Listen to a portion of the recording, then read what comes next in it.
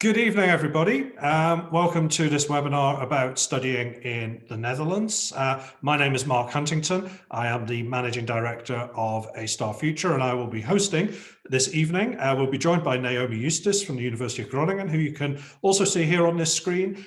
She will be giving an institutional perspective on studying in Holland. But the main reason we've decided to organize this session is primarily to look at the ways in which you might interact with Dutch universities during the decision-making process. So while you're trying to decide where to go to university, what kind of information do you need, which I will touch on in some detail, and then how do you go about actually interacting with the university? Now, just a quick note before we get started, you will, I'm sure all by now, be familiar with Zoom webinars. You will see at the bottom of your screen, if you move your cursor, Q&A, polls, chat, etc. We don't have any plans to put any polls out there this evening. If you have any questions, please use the Q&A. That way, Naomi and I will get to them. But to be fair, we'll probably only get to them after we've completed our presentations. I am now going to just bring up my presentation to start with. So just bear with me 1 second. But I believe you should all now be seeing my screen about studying in the Netherlands in English. So I'm just going to give you a quick overview of the country, the system, and a few things that you need to bear in mind. And before I start, I should say that, yes, our remarks tonight are essentially geared towards British students, but we are going to cover the reality for anybody with an EU passport. It just means that for those of you who aren't British or have other EU passports, you're going to hear a little bit about Brexit that you can just ignore. For everybody else, unfortunately, it's not going anywhere now. So anyway, studying in the Netherlands in English. Well, who am I to talk about this? Well, basically, we started an organization, A Star Future, about 15 years ago now to try and encourage British students to go and study outside the UK. Back then, very, very few students were doing this. It's still, by global standards, quite a small number that do choose to go abroad, but it has improved a lot. And what we've focused on over these 15 years are primarily English taught options in Europe, a little bit further afield as well. And within the context of Europe, the Netherlands has stood out for many, many years now. We actually have our own dedicated website, studyinholland.co.uk, which is quite possibly how some of you came into contact with us in the first place. And the reason why we have that website rather than others is quite simply because of the availability of good, sensible, affordable options. But what are those options? Well, and why do we recommend these options to you, first of all? Well, I'd say that aside from the fact that these options exist, a really important consideration for us is obviously the fact that British students go and British students enjoy their time at Dutch universities. There's no point promoting something if people go there and have a miserable time. As you can see here, we've put up quotes from 2 interviews we conducted relatively recently. Karen here talks about this being an experience or an opportunity for her to come out of her shell and experience something different from what she would have got in the UK.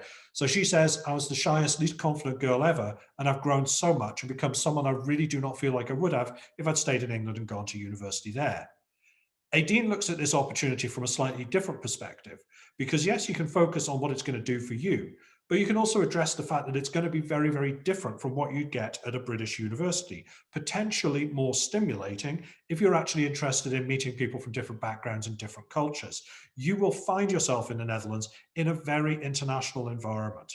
Your classmates will not just be Dutch. They're going to be from Spain, Italy, Germany, Russia, USA, you name it. There'll be people from all around the world in your classroom. And that is a fantastic opportunity to learn about different cultures and embrace them and to understand a bit more about the world in which you live. So I think first and foremost, this is a good thing for young people to be considering. Not for everybody, I'll freely admit that, but if you've bothered to turn up tonight, I'm guessing it might be for you. But then obviously there is a more important consideration than just, are you going to have a good time? Is it going to be interesting?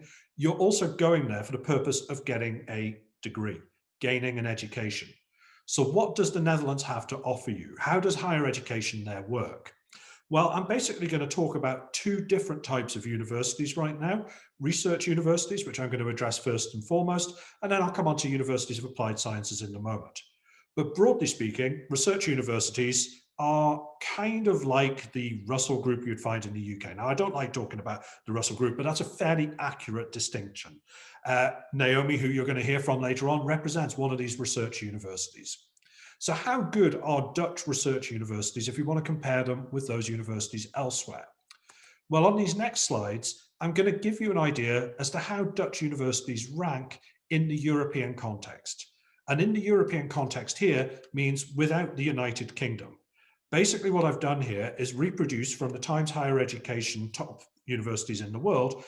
We've created our own ranking of the top 50 continental European universities, if you like. So you can see where the best universities are. And here on this first slide, you can see, well, a number of Dutch universities. 18th there is the University of Groningen, 83rd in the world, comfortably a top 100 in the world university. But on this slide and the next one, you will see a good mix of countries. Yes, predominantly Northern Europe rather than Southern perhaps, but there is a very clear spread of universities around Europe that are very, very good indeed. And while it's nice to know how well these universities rank, this information that I've just shared with you is basically meaningless unless you actually speak more languages than English. Because I think the key question you need to be asking is, where can I go to study in the English language? At bachelor's level in particular. At master's level, there's a lot more. This is therefore the most important slide, I would suggest, because this shows you not only which universities are good, but which universities actually teach something, anything in English. So those that have nothing to offer you, we've stripped out of this ranking. And on this slide, very clearly, the Netherlands, well, dominates. You can see there that there are, I believe, sorry, I should have counted these before I started, 10 Dutch universities in the world's top, or in the European top 50 there. And if you look at the number of degrees that they offer in English, if you add them all up, it actually comes to 122. And bearing in mind that this selection of universities has 180 degrees in total, that's just over 2/3 of the good quality, sensible options at European universities right now are in the Netherlands. And one university you might have noticed above all others has 36 degree programs in English, and that one is the one that you're going to hear from in just one moment. But that gives you one side of the Dutch higher education system. The other side relates to the high quality of education on offer in the universities of applied sciences. Now, these are universities that are less focused perhaps on academic high quality, if you like, or excellence, more focused perhaps on employability, giving you the skills that you need to get out there into the workplace. So it's fair to say that these are the universities that more people in the Netherlands go to, but they offer a very, very different kind of education to what you would get at a research university. They're more focused on the acquisition of work-related learning, for example. Degrees include compulsory workplaces most of the time. And they're ideal for students who are perhaps more motivated by learning by doing rather than learning by sitting in a library or something like that. Now, one example of a University of Applied Science that I put up here on this slide is Avans University of Applied Sciences in Breda. They actually have a webinar coming up in a couple of weeks there. As you can see, you're all going to get an invitation to that webinar if indeed that style of education after tonight's presentation, you think that might be something that's more suitable for you. But how would you choose between a research or a University of Applied Science? Well, obviously, I've given you some reasons already in terms of what you might be interested in, but it's also worth pointing out that in the Dutch system, it's actually quite unlikely for subjects to be offered at both research or applied science universities. So the choice kind of makes itself. If you want to do languages or politics and international relations or biology, it's going to be a research university. If you want to do hotel management, logistics, physiotherapy, art and design, it's going to be a University of Applied Science. So that will make the choice for you. The other thing that might make the choice for you is what kind of qualifications are you getting at school? A-levels will mean you can apply everywhere. BTECs will mean you can only apply at universities of applied sciences. So, that might help you or identify which is the right type of university for you. But I would say that all of them are very, very good for, in comparison with universities in other countries. Now, another very important way for you to decide which university to choose is something I've touched on a little bit, this way of learning. How do you actually want to learn at university? I've put up here a student from a research university, one from a University of Applied Science. Now, Joey is actually, I guess, a recent graduate of the University of Groningen. And he talks about the fact that there is quite an intensive workload associated with studying at a research university. And I know that Naomi is going to touch on this a little bit later on as well. But it is hard work. You have to hit the ground running, perhaps more than you would do at a British university. Lucy at the bottom there, she talks more about this practical-based teaching style. She was in a very good position to compare her degree with what would have been on offer in the UK, because both she and her sister studied physiotherapy, and she got a whole lot more practical experience dealing with patients than her sister ever did in the UK. So for those kind of practical subjects that require work experience, if you like, then definitely I would suggest Dutch universities are something to look at. So hopefully that gives you a bit of a sense as to the overall picture of the higher education landscape in the Netherlands. What I'd like to do now is look at some of the practical considerations that you're going to have to bear in mind. And I will apologize in advance that these are largely written with the view of British students in mind, but you should be able to still get an important sense of what considerations there are no matter where you're from. Entry requirements. I've already touched on this a little bit when I said research universities require A-levels, universities of applied sciences will allow BTECs, but also will allow fewer A-levels if you have them. Research universities in the Netherlands are going to require a minimum of 3 A-levels. Usually the entry requirements would be slightly lower or somewhat lower than what you'd expect here in the UK. There can sometimes be a requirement to have particular subjects, most often on maths. And actually, there are some degrees which are much more selective than that, where it is harder to get in. And these include things like medicine, psychology, international relations, and business, whereas there is a more of a restriction on the number of places available. But again, we will expand upon that a little bit later. But University of Applied Sciences, basically 2 A-levels plus 4 GCSEs in a total of 6 different subjects. That is ordinarily enough to get in for most of their degrees. That might sound ridiculously easy, but once you are there, you have to work hard, as I already said. And in the first year, that is really when you prove that you are in the right place. How do you apply? Well, you don't apply through UCAS, which is actually fantastic news because it means you can actually apply both here and in the Netherlands at the same time. In the Netherlands, they do have a system called StudielInk. Don't make the mistake of thinking StudielInk is going to behave exactly the same way as UCAS, though, because it doesn't. It will confuse and baffle you on occasions, but it is actually quite straightforward once you get to grips with it. In the Dutch system, ordinarily you can apply to 4 different universities, 4 different courses at any one time. That does reduce down if you're looking at the selective subjects I mentioned earlier.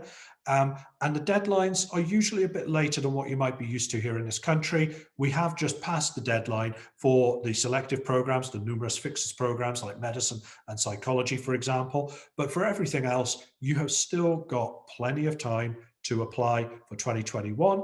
And of course, if you're looking for 2022, you've got loads and loads of time.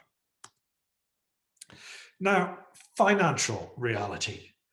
This is where I need to differentiate between British and other nationalities. Is it cheaper to study in Holland than in the UK? Well, if you have an EU passport, absolutely for sure. Okay. We know what the tuition fees will be for anybody with an EU passport.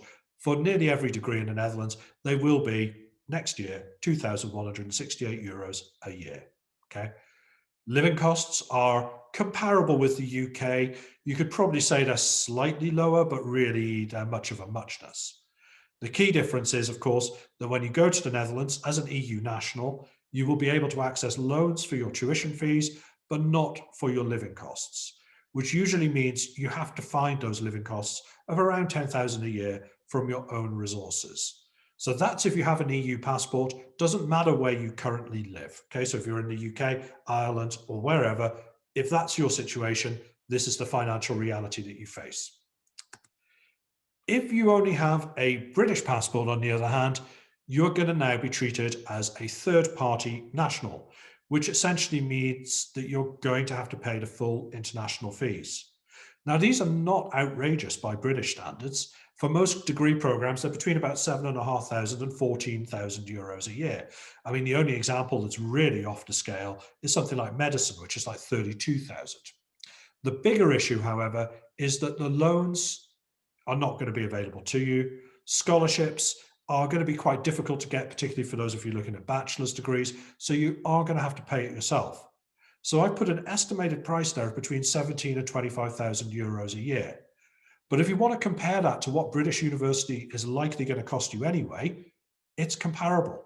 A degree in the UK with student loans and all the rest of it is likely going to end up being somewhere around 60 to 70,000 pounds. So over 3 years. So actually studying in the Netherlands might not be more expensive than studying in the UK, even though it's clearly a lot more expensive than it was. So yes, I appreciate that is not entirely good news, possibly not what you wanted to hear, but it is the reality.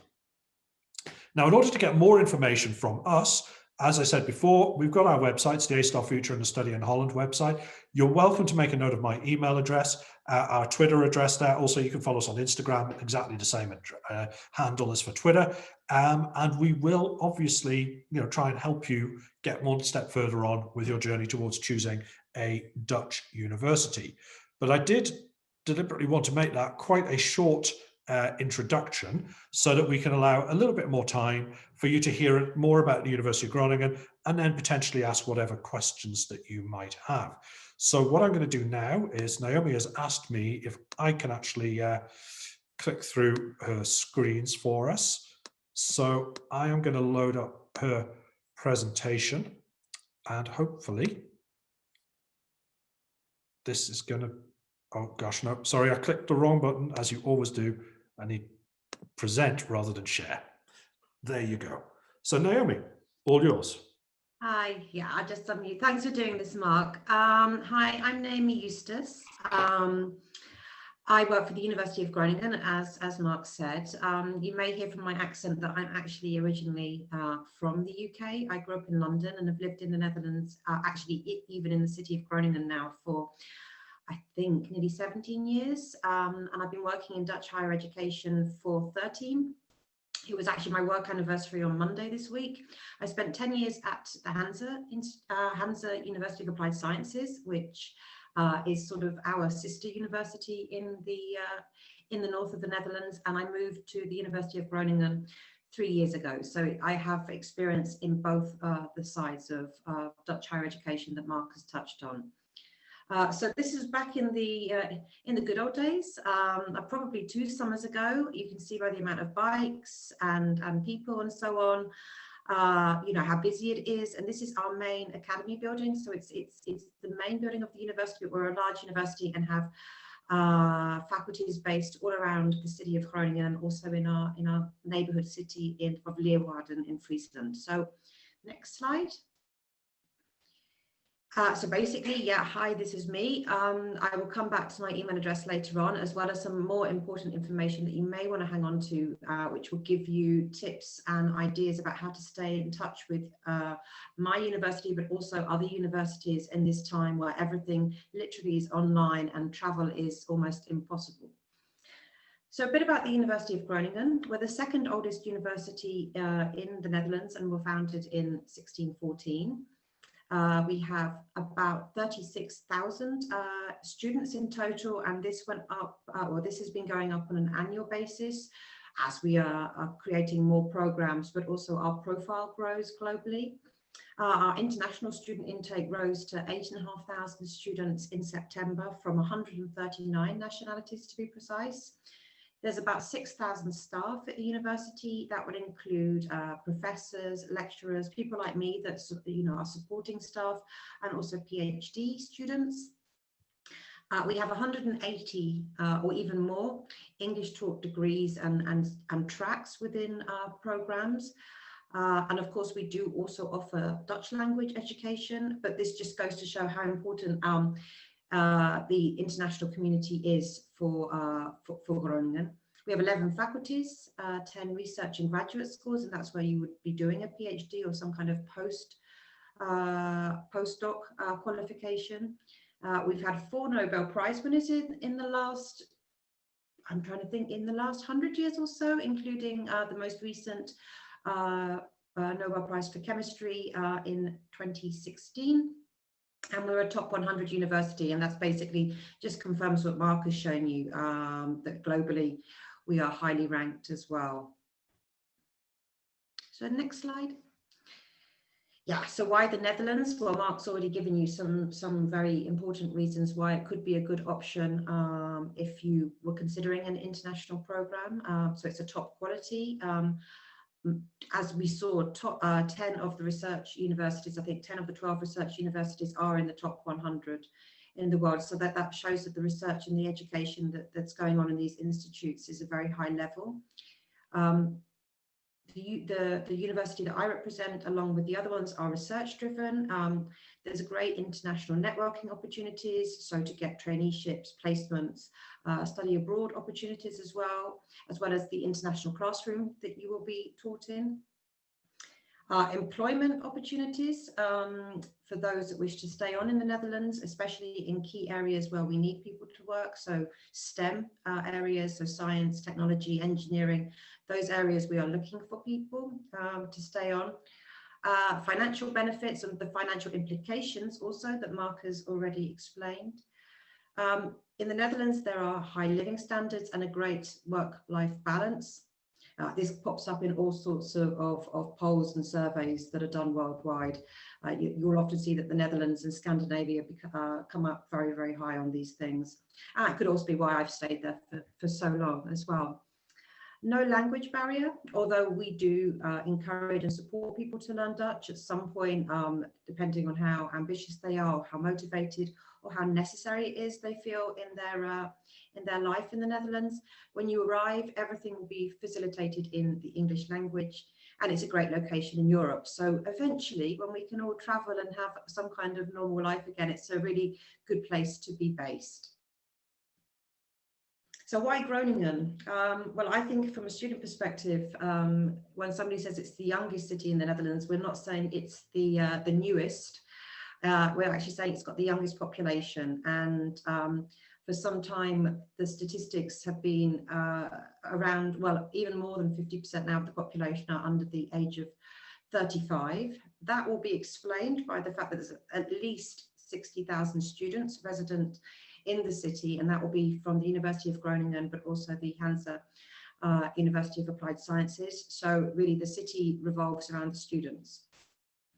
Wow, like most Dutch cities, it's a sea of bicycles. I think it's 1.4 bike per person in Groningen, and also a top 5 bicycle city, meaning that you can get from A to B on your bike. It's actually the most sensible way. We're a compact city, so nothing is ever more than 10-15 minutes away, sometimes closer, and it's very, very safe.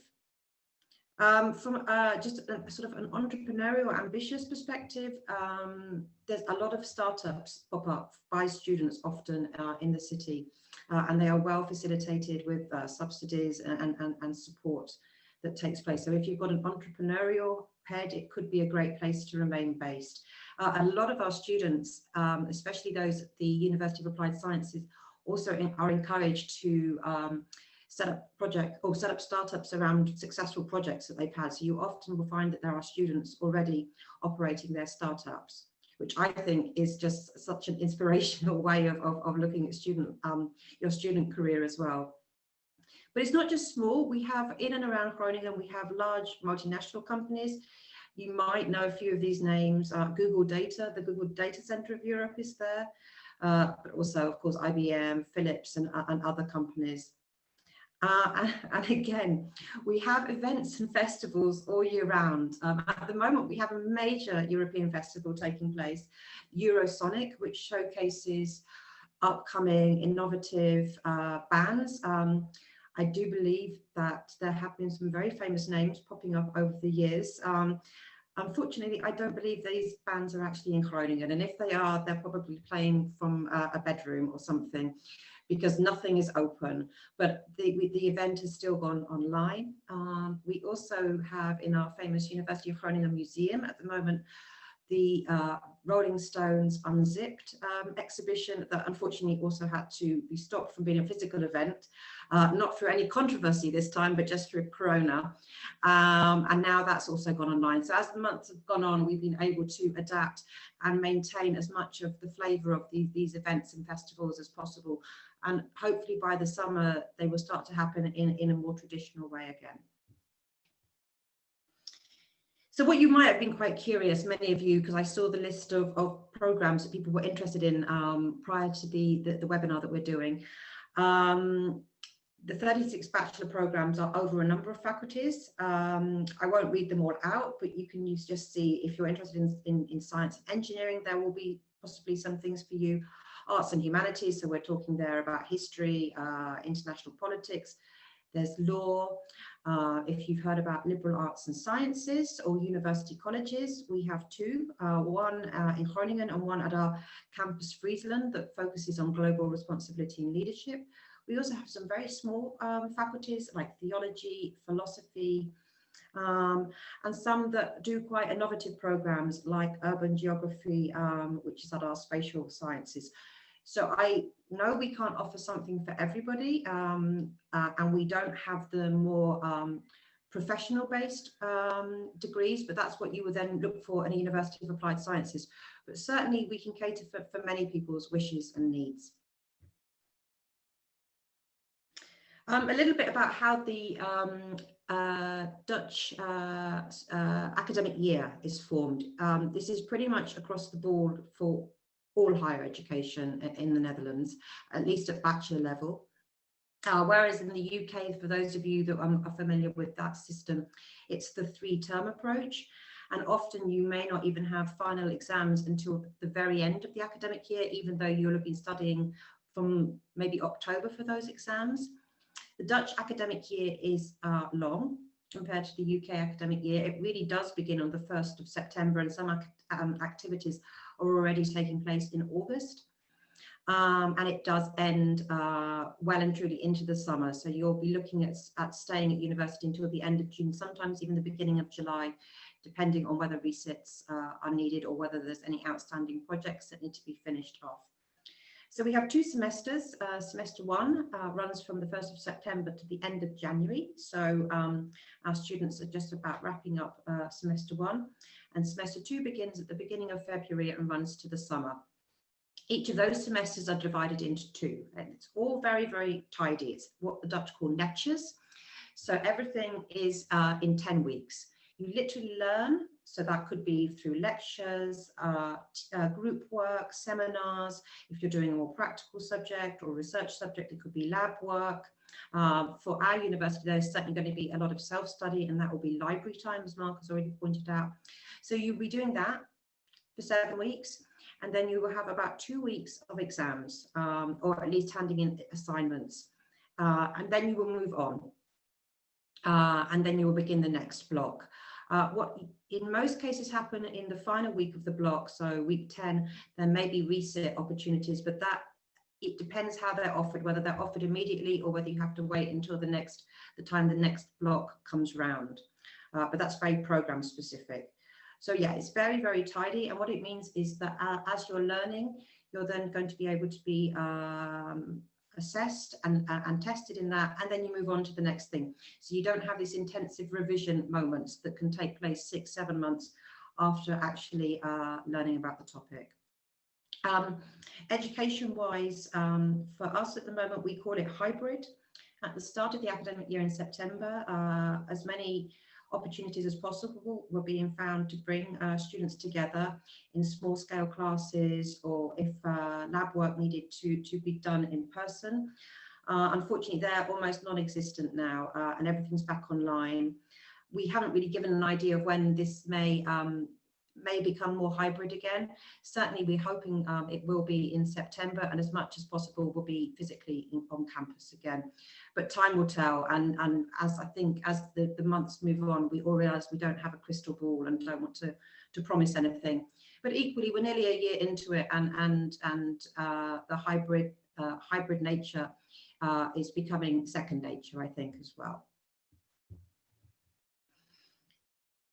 So yeah, the key things that Mark pointed out is you will see a lot of the deadlines at the 1st of May. That's for all different nationalities, whether you've got an EU passport, an EEA passport, or an international passport. 1st of May, but do pay attention to the numerous fixers programs, and these tend to be popular ones or ones that have to have a cap depending on what they can facilitate for a group. We are continuously adding to our list, and this year we added computing science because it was just, we couldn't have an open door policy anymore. And you can just see the numbers. It sounds kind of crazy that we're offering 150 places, but if you can imagine that if you left the door open, that anybody that qualified could be admitted, you could be talking 300-400. You must apply, by the 15th of January, no later. So this would be speaking more to those people that want to study in 2022 and beyond. But always keep an eye out because these will be updated. Places could become reduced or more programs could be added to the list. As Mark pointed out, you can only apply for 2 numerous fixers programs out of your allocation of 4, and you will have to do an additional type of assessment above and beyond the diploma requirements they're asking. Sometimes it seems very, very straightforward. You may just have to submit some kind of questionnaire portfolio. Others will be very intensive. I'm thinking medicine, where you need to be physically present in Groningen for 2 days to have a number of different assessments. And then you have something like psychology that requires you at the moment to do 3 online tests. But if you're interested in any of those programs, we have a wealth of information on the website that can steer you and advise you and hopefully reassure you if it's the right thing for you. Just very, very briefly about the kind of requirements. I saw that we had a lot of A-level and IB students probably in the room. So for A-levels, it's a minimum of 3 A-levels for a research university like Groningen. Do please look out for some subject specific requirements, and when you're thinking science and engineering, business and economics, maths will be an absolute must. You can't say I did it at GCSE and got an A star, or I've been doing economics but not maths for the last 2 years. Maths is an absolute must because it's benchmarked against the Dutch higher school diploma. And other things, especially in science engineering, you might find combinations that seem a little bit tricky, but that's just the way it is. So you can always ask Mark or myself for clarity on those. Again, with the International Baccalaureate, something like an arts and humanities field will not necessarily ask you for any subject combinations, but again, once you're looking at business, economics and science, you will probably notice that AA higher level is often required for maths, something like that. But as we've already stressed, it might be easy to get into the first year, but to stay in the first year and successfully move to the second year is not always as easy. You need to be working hard from day one, earning the credits, paying attention, having a great study and life balance. But yeah, one way that we do describe it is that the first year of study is almost the final part of your entrance exam to the program. So costs, yeah, we've already been through it. The EU EEA passport holders are looking at just over €2,000 a year with access to a Dutch government study loan. If you are going to opt for the liberal arts and sciences, that is more, that's normally around double the price. And that's due to the small scale learning, the guaranteed accommodation that you don't have to find in the first year. There's all sorts of additional sort of very personal things that they cover. It is a program that is often very interesting for IB students, so that could be something to look into. Yeah, the EU fees for the research universities don't begin as low as 7.5. For us, it's 9.5 to 14. 14 being the ones that require more things to facilitate them. So the sciences, whereas the more classroom-based ones, history of art and so on, they'll be in the £9,500 bracket, or €9,500 bracket. And we've already said medicine is by far the exception, and that it can be a bit of an eye raiser. That's €32,000 a year. For the University of Groningen, or for the city of Groningen, we are, I would say, it's a more affordable city than if you were, say, in the West, but it's all relative. If you want to live like a king, you're going to be looking at way over euros a month, but if you can budget, if you can know your way around, know where to save some costs, not want, get your housing organized early when there's still a choice and availability, you could be looking at around 800, maybe slightly more. So there is a difference there. Well, just to say, if any of you are already on the path of applying for a Dutch university, or even accepted a spot, for all of us, housing is something that we say get in there early. So for us, the short stay housing that's linked to the university admissions places opens in April, May. I don't have the final dates yet. We will let you know if you're in this process, but you literally need to be registered on the day and already have had a good look around to see what you want, because we say op is op, so when it's out, it's out. But you can also look at the private sector at the website at home in Groningen. But yeah, I can't stress enough, we have reserved a lot of rooms for new international students. But when if you don't get in early, then you will have to look on the private sector. So but don't panic, just do it on time.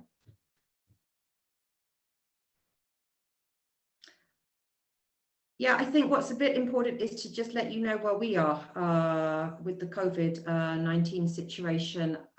It kind of has been changing quite a lot recently. We were very fortunate in the first wave in the north of the Netherlands. We had very few cases, and yeah, life felt like it was getting back to normal quite soon in the summer. It was in the autumn when the second wave came that it became quite serious, and it spread at this point around the whole of the Netherlands, partly to do with people moving around on holiday, also going to university for the first time, a lot of the same things that happened in the UK. We have regular press conferences, they're very Dutch as well, they're always at the same time on a Tuesday. And then normally the information is normally leaked rather, so people have some kind of warning and they can figure out how this is going to apply to them. For us, it's the 1.5 meter distance is the norm. Universities and schools are now closed again, and it's not clear even when schools will reopen. The aim is probably in the next month or so. Non-essential business, salons, gyms and hospitality are all closed, and hospitality has now been closed for 4 months. So that's been a big upheaval for our city. And fingers crossed that this will return to the norm when things are safe, and hopefully soon. Working from home, well, you can probably tell that I'm at home. We are having an evening curfew now put forward. It's going to be 8 to 8:30. They haven't decided the exact date, but it's imminent, and that was a decision that was announced today. But they want to keep it for as short time as possible, just to bring down the cases in this wave as much as possible. Face masks in transport and public places. I think that's the same in the UK and probably in most of Europe. The Dutch were actually one of the very last to implement this. Yeah, very strict restrictions for gatherings and households, and now we've been moved down to just having one person per day in your house. Yeah, so it's really not party central at the moment, but it is only January, and January is not a great month anyway, so I'm sure we can tolerate this for a bit longer. It's this washing your hands, of course, sanitizing when you're going in and out of supermarkets and whatever. That's the same over here. What is really interesting is last week we began a pilot test centre with the Hanze University. A few other Dutch universities are also doing it to see if we can start to hold physical, wider scale exams. So students will be tested 3 hours or slightly more before an exam. They would then get their results back. And if they are negative, then they can take the physical exam. Let's see how this goes over time, and whether it does become essential in the next semester. I'm very curious, but yeah, people are very keen to give it a try and to see if it can be successful, and at least bridge a small gap until we can get back to regular business again. So that's a little bit about what's going on here. You'll see some similarities, maybe a few different things. Maybe some things seem stricter, maybe some things seem easier, but that's how it is for us at the moment. So nobody's seeing each other, and it's not safe to travel.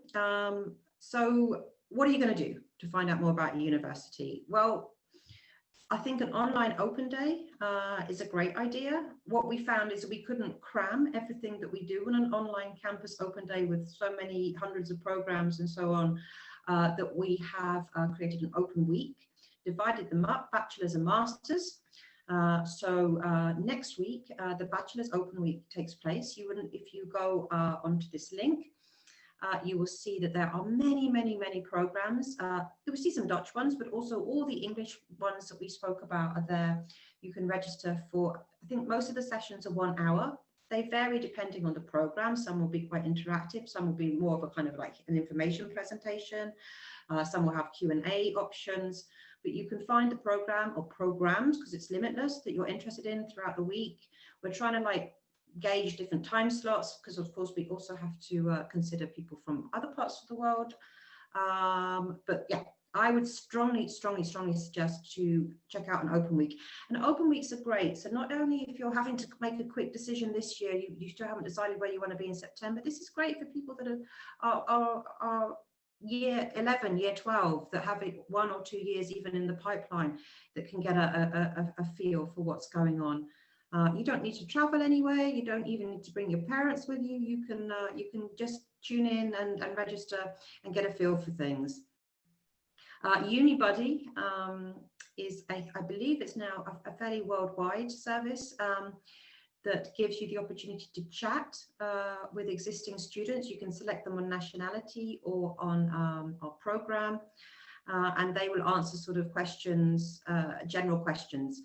If you really need to have something about, if you want to know something about the status of your application, then of course that's not for them. But this is more like, how do you feel? What did you think of the program? Oh, you're also from the UK. Has the Brexit situation affected while you've been studying? Oh, I'm not really sure if I want to study something that's so much online. How have you found it? These are the types of questions to ask a student. Again, with Mailer Student as well, although Mailer Student is very program specific. So if you're interested in studying international law or international relations, do find a student that's studying that. If you want to study biology, don't go to the history student. That would be my advice. Online campus tours are still are now possible. We used to organise so many offline campus tours, or offline, that's a terrible word. We used to organise so many campus tours in person, with families that were turning up. And we had families from all over the world turning up to check out the university. And we had a team of international students that would spend an hour, sometimes more, walking you around the faculty that you would be studying in, or in the main building, or even a little bit around Groningen and answering questions. Of course, that's not possible, but we are able to transfer some of this online. So if you would like to have an online campus tour, please contact the email perspectives@rug.nl. And I see that my international student perspective link has dropped off the page, I think. This is just the sort of the guide that you can download that has a lot of information, but I can pop it in the chat later. That's fine. Okay, and then I've got the next slide. We're nearly done. The next slide is those specifically for 2021 students. And this is something that's new for international students. We started it last year when the first lockdown took place, and it's web classes. And I think this is really special. You get to join 4 weeks of kind of existing classes for a number of programs. Not quite all our English Taught Bachelor programs are represented, but it's just over 30, I believe. Registration for web classes opens on the 25th of January. Oh, hang on, we just go back one. Yeah. And the classes begin on the 1st of March. Yeah, it's about 4 weeks. Hopefully, if you are interested in one of our programs, you can find a web class, and you can also find a web class that still has places, because it is first come, first served. And you can imagine for some of the programs, I can give you heads up that medicine, biology, and a few of these go very fast. So if you are interested in a web class, they're free of charge. Make sure that you check out the description and you think you're going to have the time in order to participate fully and complete it. But a lot of students did this last April. We ran them slightly later. There may even be another run later on in the year, depending on what the feasibility is. but a lot of students did take it up last time because exams had been cancelled, or they really just wanted to have a feel for something else. But it's important, this is not for students that are like 2+ years behind. This is for students that are looking for a university to begin university in September.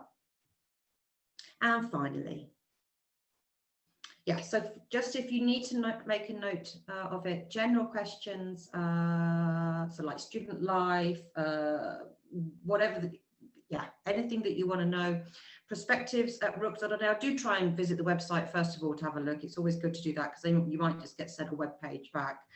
Admissions questions, so very specific things about your diplomas, about other qualifications, about the status of your application, whether a visa is needed and so on. Go to study@rug.nl. They're very busy. They won't necessarily get back to you in half an hour. They will probably tell you that they need a minimum or they will need a maximum of 5 working days, but that is for when you need very precise admissions and application information. And if you have a question for me, I'm always there as well. Another good way to stay in touch and to find out more in a backseat role is to check out the social media. I would strongly go for the Instagram account first, above and beyond the Facebook and YouTube. But if you do like watching videos, the YouTube, yeah, they are great. And with Facebook, we do lots and lots of stories every day as well that can keep you interested and keep you up to speed with what's going on in Groningen at the moment. So I think that's it, Mark. Is it? Okay. Well, thank you very much, Naomi. That gives everybody, I believe, quite a useful insight as to what the university is all about. Obviously, however, I'm sure you all have very, very specific questions that you would like to ask as well. And I'm rather hoping that in the remaining time we have available to us, we can answer as many questions as you have or you want to share with us. Now, I've already seen a few come into the Q&A and we will get through those in some kind of order, but please do add anything else that you want to know into the Q&A and I will ask Naomi the questions and have my own input as and when that is appropriate.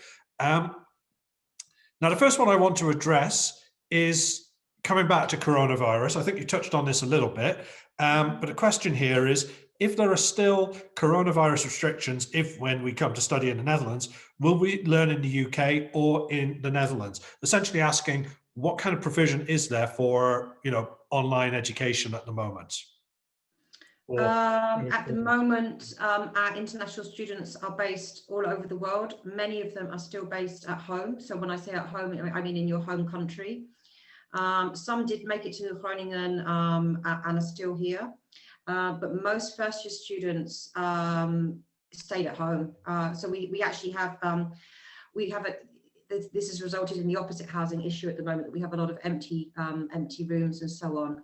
But we are not letting people that have remained in their home country not participate, not at all. It's just a case of keeping up to speed with developments and how things change as well. Because now we even have travel bans announced today. So the UK, South Africa and the whole of South America, we are not accepting any flights in anymore. So that would mean that you would have to stay where you were. But no, we have guaranteed online for the whole of this year. So whether you're at home or whether you've decided to come to Groningen, it's exactly the same. Right. Okay. So that's the situation as it stands right now. I mean, obviously, it's very, very difficult to advise people, particularly those looking for like 2022, about what coronavirus is going to mean by then. And also, it's a little bit unfair trying to get a sense of what the student experience is going to be like by talking to those people going through it right now. Because the one thing we can say with certainty is that, next year won't be the same as this year. And it also won't be the same as 2019 or 2018 or something like that. So it probably won't be the same as 2022 either. Yeah, no, it's true. So every year is going to be different. So it does make it a little. I could pretty much imagine though next year, depending on how much progress has been made, there will still be some element of hybrid to begin with. I think some kind of hybrid is actually even going to be preferable. Some elements of online learning might carry on beyond that, but exactly. And different countries in the world are experiencing things at different rates, so it's not one size fits all at the moment with regards to how people have restrictions or fewer restrictions and so on. Okay. Now, we have obviously got a couple of questions. These are British specific ones relating to fees and visas. Are the fees for British students definite, or could a deal be made between the UK and the Netherlands before September? I don't have an EU passport, and from the UK, will I need a visa? Yeah. At the moment, the answer is yeah. There will be some type of immigration procedure required, which will probably include a visa. It's not entirely clear yet with us. We are having we are getting information from our immigration desk about this. To say that the Netherlands and the British will have got a deal done by September, even without a crystal ball, I would say no. For this year, you have to say no. I think there's no I willingness. can't imagine that anybody's priorities are going to be in that at the moment. No, unfortunately, I think what we've discussed today with regards to fees are going to be the situation for British passport holders. Yeah, we were rather holding out hope that there might be something positive to report on that.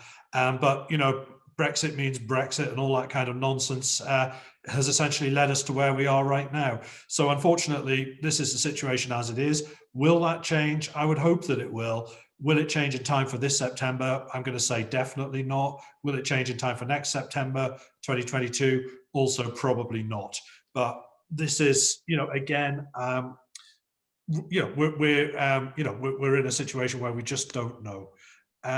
Okay, now the next question is one again related to the study experience itself. What is the expected self-study amount of hours versus those taught hours in lectures and seminars, particularly? Okay, I can only speak for research university.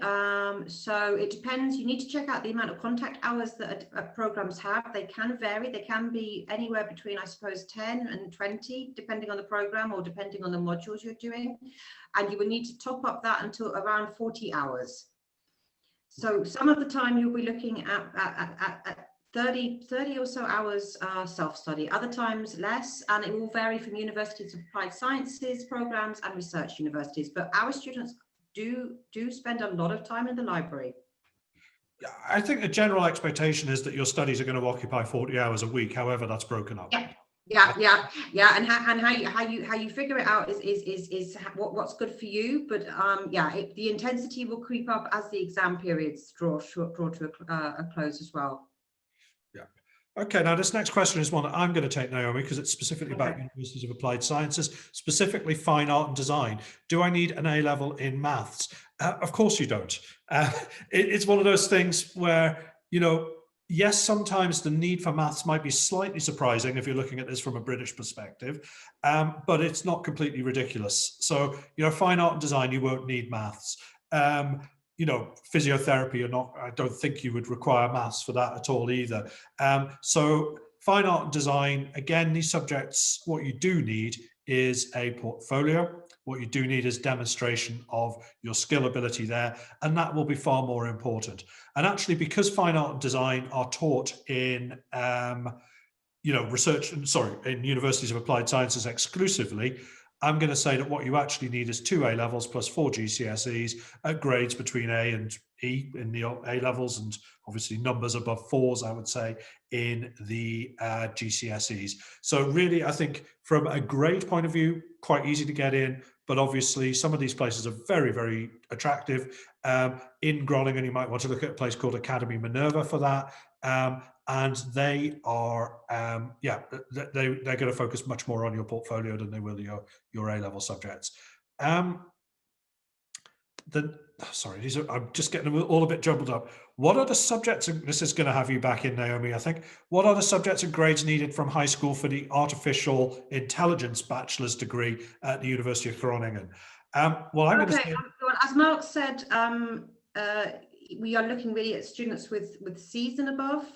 And mathematics is the only one that AI requires, but it's a numerous fixes program. So if you're looking to apply this year, it's gone. If you're a 2022 student, make sure you apply before the 15th of January next year, and also check out what the additional tests or whatever will be that the university will require you to do. And I think this is absolutely a good example of where applying for the Open Week next week makes perfect sense. Get yourself onto the Open Week link, have a look for the AI presentation. It is a selective program, so you do want to prepare yourself for whatever is required. I don't think you'll find it ridiculously hard. I mean, if you're a suitable AI student, I think you'll find it manageable. But the online Open Week next week is definitely the place to figure that one out. Absolutely.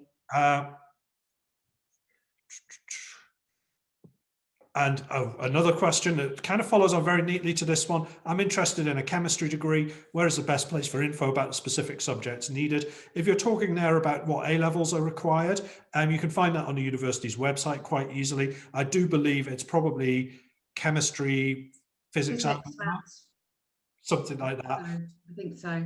But you really need to just you really need to explore, like I said, go first to the university's website and find out as much information you can, and then ask additional questions if it's not clear. Okay, and quite clearly this thing with maths is coming up time and again in the Q&A. Do you also need maths A-level for a degree in languages? No, you don't. Nobody is going to care if you wanted to do it. Arts and humanities. But if you think logically about it, I mean, if it's a STEM subject, maths will be required. If it's business and economics, where you'll be doing a lot of statistical work at a research level, maths will be required. If you want to study history, religious studies, no. Yeah.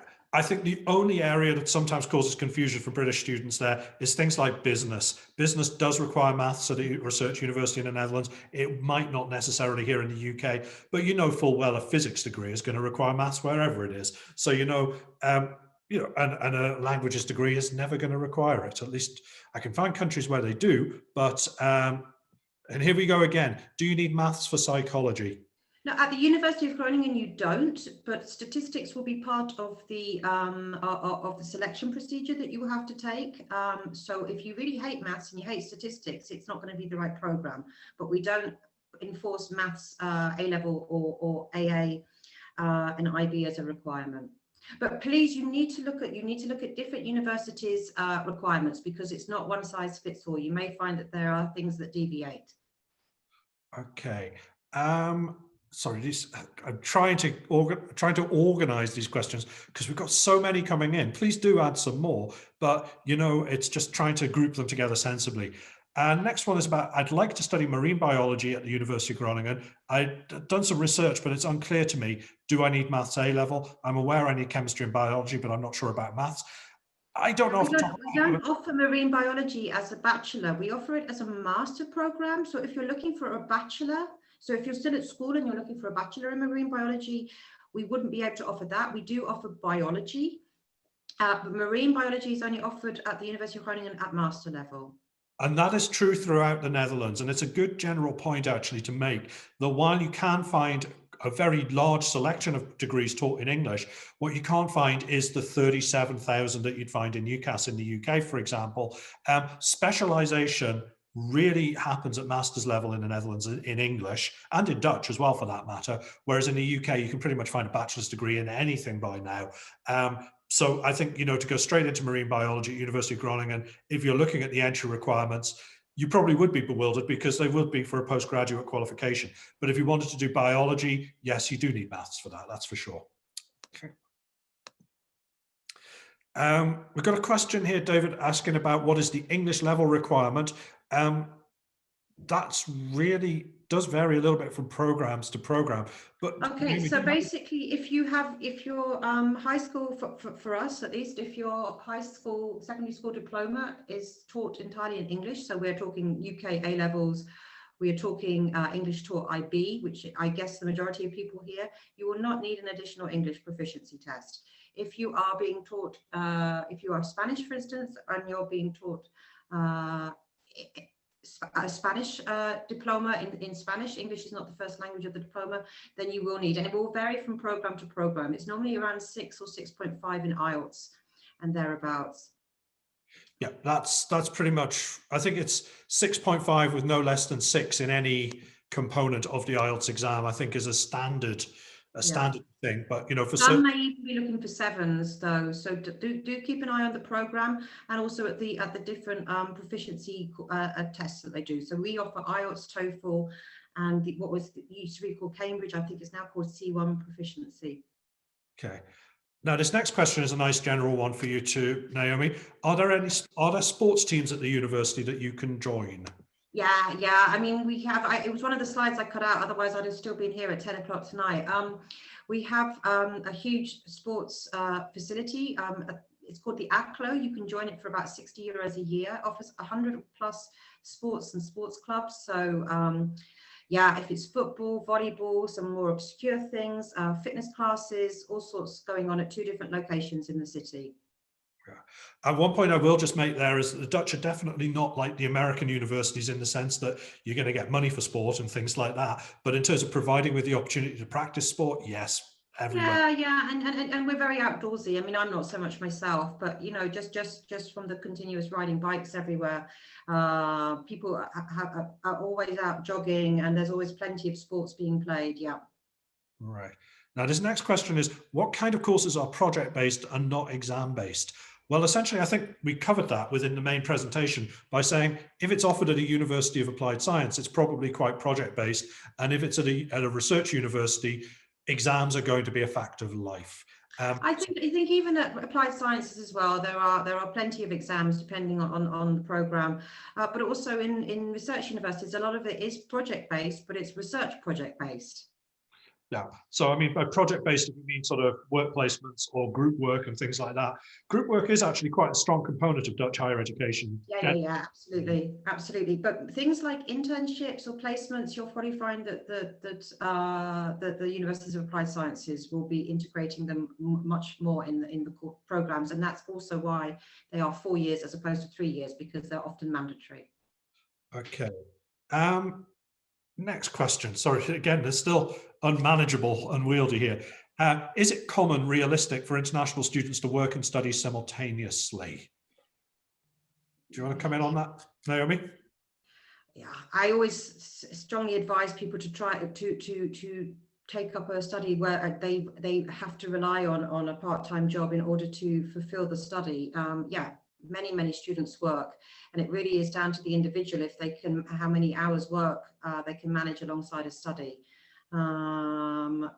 It's also not super easy to always find a job directly, and it will be more difficult for British passport holders to find employment. I don't know what the situation will be with regards to work permits and things, but unfortunately now that's going to be another consequence of Brexit. If you're an EU passport holder, yeah, it depends what you're prepared to do. Food delivery, working in hospitality for a few hours a week, that's always very possible. Once you get into your second year, there's often student and teaching assistant jobs that can come up as well, and they are very sought after with the university. But it's a very personal thing. If you want to study hard, have a part-time job and play hard, at some point the balance will topple in one direction. Yeah, I mean, I think, Naomi, correct me if I'm wrong here, but the international student visa typically allows people to work 10 hours a week or something. I'm not sure, no, and it can also be very problematic.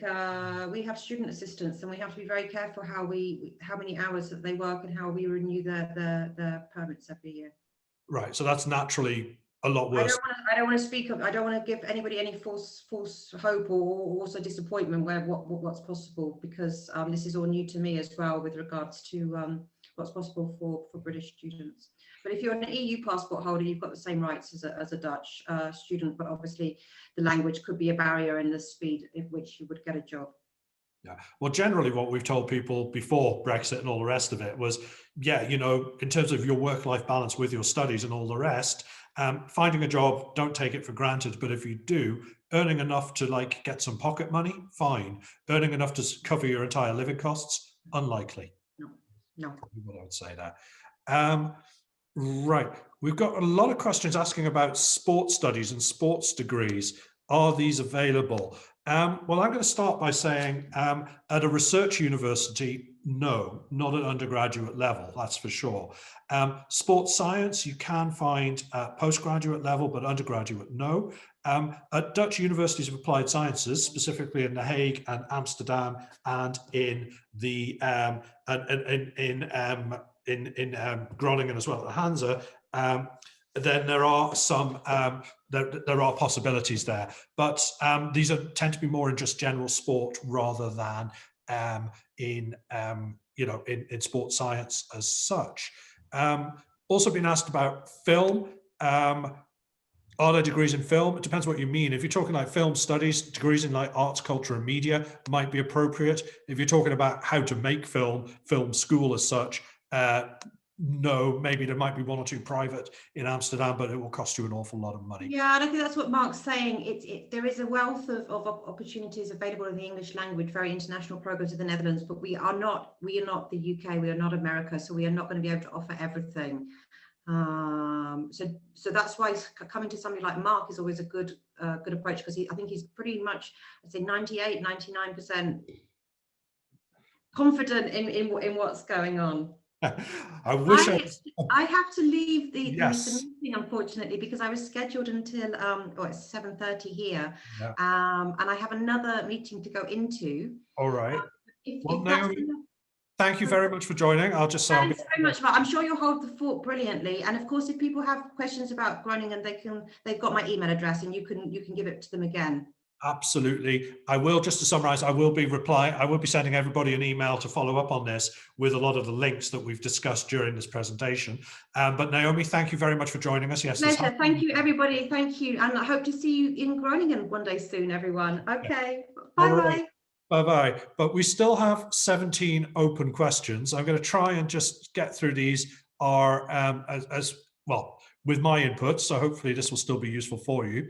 And next one I want to look at is, if deadlines for applications can be as early as January 15th, how can students experience said lessons to decide whether to apply or not? Well, clearly, if you're talking for 2021, it is too late. If you're talking for 2022, the web classes that we mentioned, that would be the ideal way of doing it. But at this time in the year, yeah, it's already too late for 2021, but it's already too late for equivalent universities in the UK. Now, this next question again comes back to Brexit-related issues. If a student, how can a student get a scholarship? Well, this was something that Naomi and I were talking about before we started the session. For bachelor's degrees, we think it's actually going to be very, very difficult indeed. There is something called the Holland Scholarship, which is a nationwide scholarship, which gives you €5,000 off in the first year, only the first year. But it does appear that Groningen specifically only uses that for master's students. So unfortunately, yeah, the situation that I pointed out with the United Kingdom and with Brexit and all the rest of it is going to change the financial reality. And if it's now beyond you, well, it is now beyond you. And that is an unfortunate fact of life, doubly unfortunate when you think about the fact that we've also pulled out of Erasmus and the touring scheme that will replace it. Yeah. It will replace it eventually somehow or other, probably not as well. So unfortunately, the financial reality there, it's not good. Question now about interviews. Will interviews all be online in the next 2 years, or do we need to fly it down at any given point if otherwise? Well, okay, for the time being, clearly they are going to be online if required. The other thing I should say is that ordinarily, they do allow people from outside the country to do interviews online anyway. You could always do them by Skype beforehand anyway. Obviously, it's in normal times, an interview is a great opportunity to also go and visit a university. And one or two programs, specifically things like medicine, absolutely, when they get back to being able to make sure everybody turns up in person, they will be doing that. But a general interview for most degree subjects, I'm pretty sure that's going to stay as an online, something you can do online right now. In those programs that have a limited number of places, is the selection done at entry or after the first year? And are selection criteria transparent up front before applying, like IB score, or is the selection a combination of different criteria every year, depending on number of candidates, etc.? Wow, all of those things, yes. There are a limited number of places. You are selected at entry. That will take into consideration things like your IB score, your predicted grades. It will take into consideration most likely a motivation letter or personal statement you'll have to submit. It will take into consideration whatever assessment methods they have for that particular degree. As Naomi mentioned, some of those degrees, they have like online tests that you have to take. Some might require you to submit an essay. Others might have assessment centers you have to take part in. All of those things will be part of the decision-making process. Bearing in mind the deadlines are January 15th, you would usually be taking these tests in February and March, and on April 15th, for most degrees, that would be when you get your answers. So that would be when you are told, yes, you have a place, no, you don't. You're asking me also, is the selection made at the end of the first year? Yes, it is. As Naomi was saying, there will be a requirement for you to pass the first year, a certain number of credits within the first year, which can vary from degree to degree. So you could find yourself, being removed from the program at the end of the first year. That is absolutely possible. It is entirely transparent what the criteria are on that.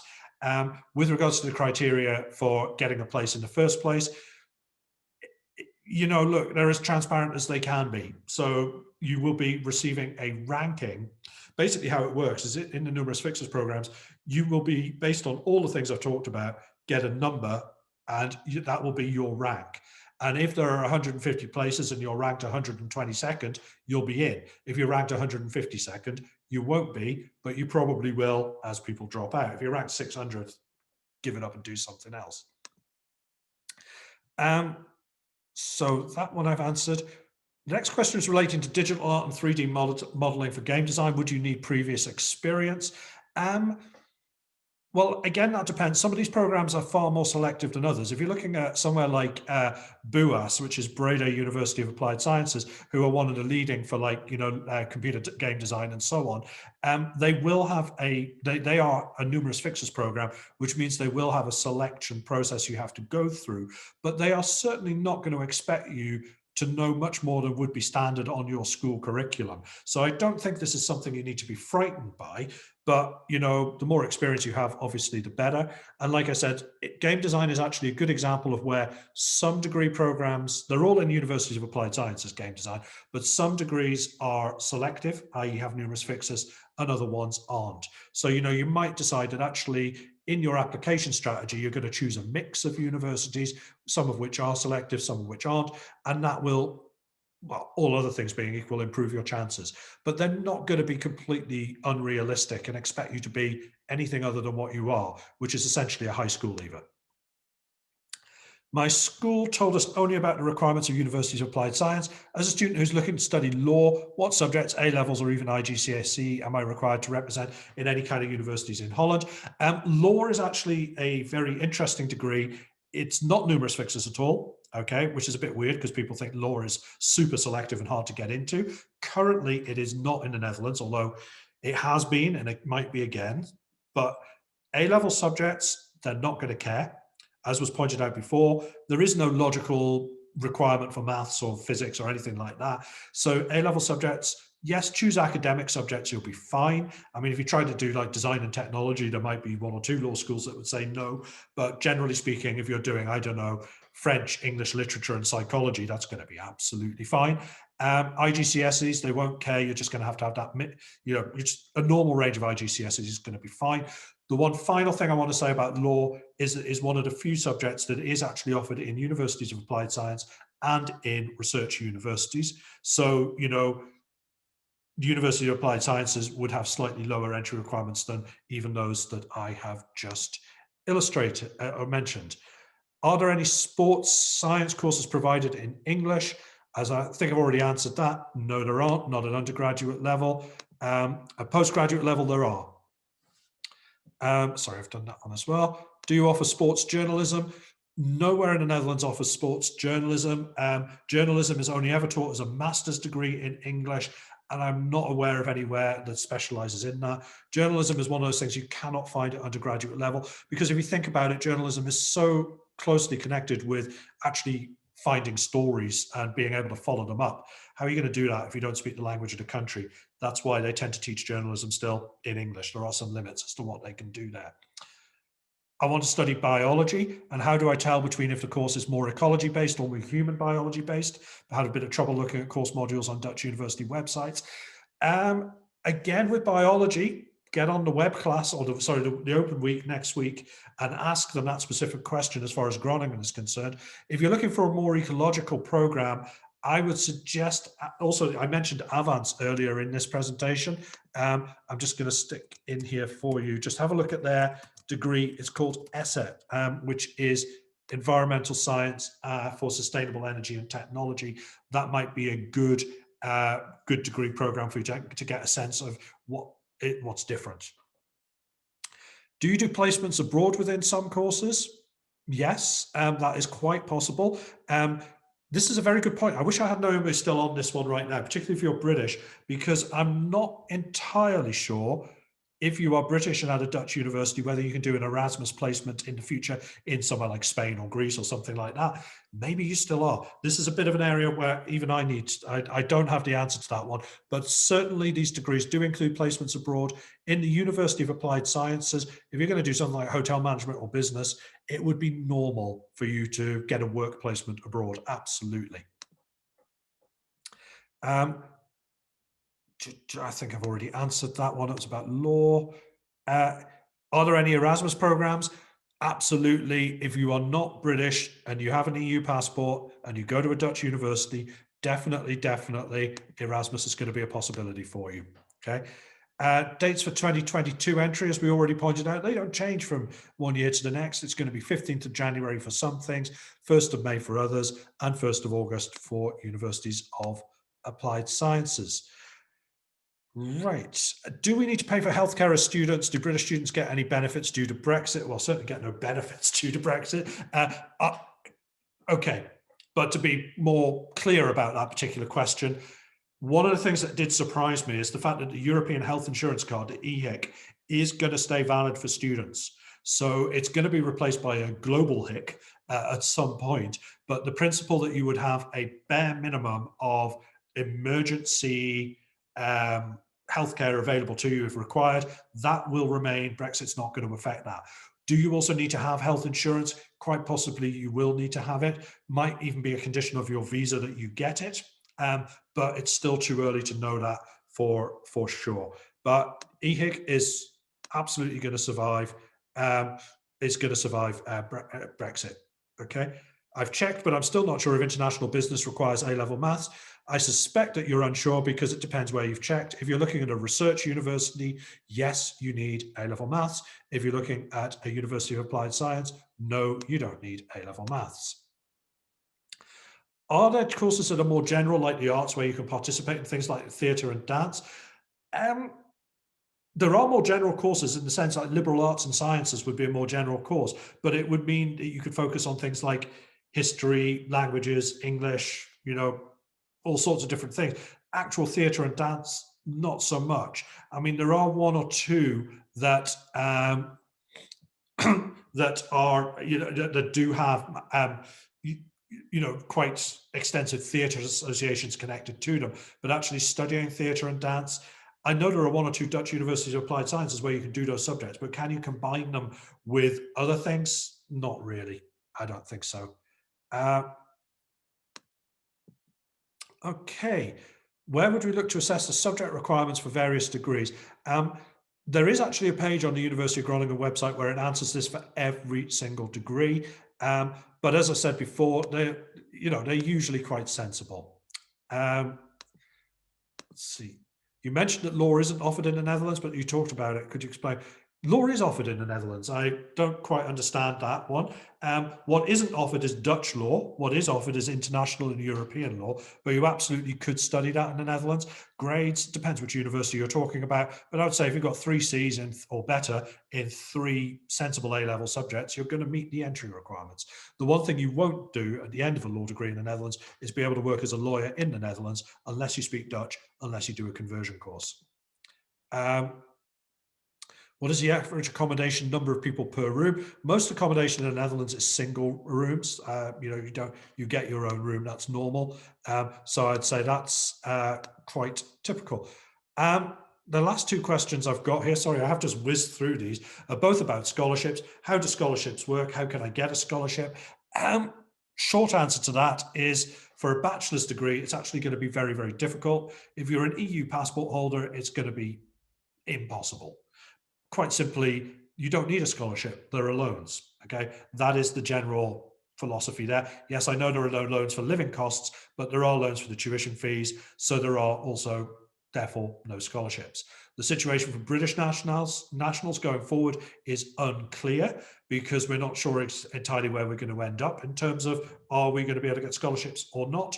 But generally speaking, if there are scholarships available, they will be for entirely academic reasons, or it'll be something like the Holland Scholarship, which is just available to everybody with certain criteria, I believe, but only for the first year of your degree. Definitely not going to get a scholarship for like sporting ability or anything like that. Could I apply to a Dutch university with 2 A-levels and a BTEC? You could apply to a Dutch University of Applied Sciences with that. You could not apply to a Dutch research university. It's just not going to happen. But universities of applied sciences, yes, absolutely. That is an accepted combination of subjects. Right. Well, for those of you still on this session, I have now answered 44 questions, or Naomi and I have between us. Hopefully, that's moved you a little bit further on in your thinking and your planning and deciding whether or not, going to a Dutch university might be a suitable thing for you. I will follow up tomorrow just with an email to send out to all of you. We will put this webinar on YouTube, so you'll be able to follow it and watch it again if there's anything that you want to revisit. We'll also send you out a load of links to various things that Naomi mentioned and a few other things that I mentioned as well. So that will be a resource that you can find online tomorrow.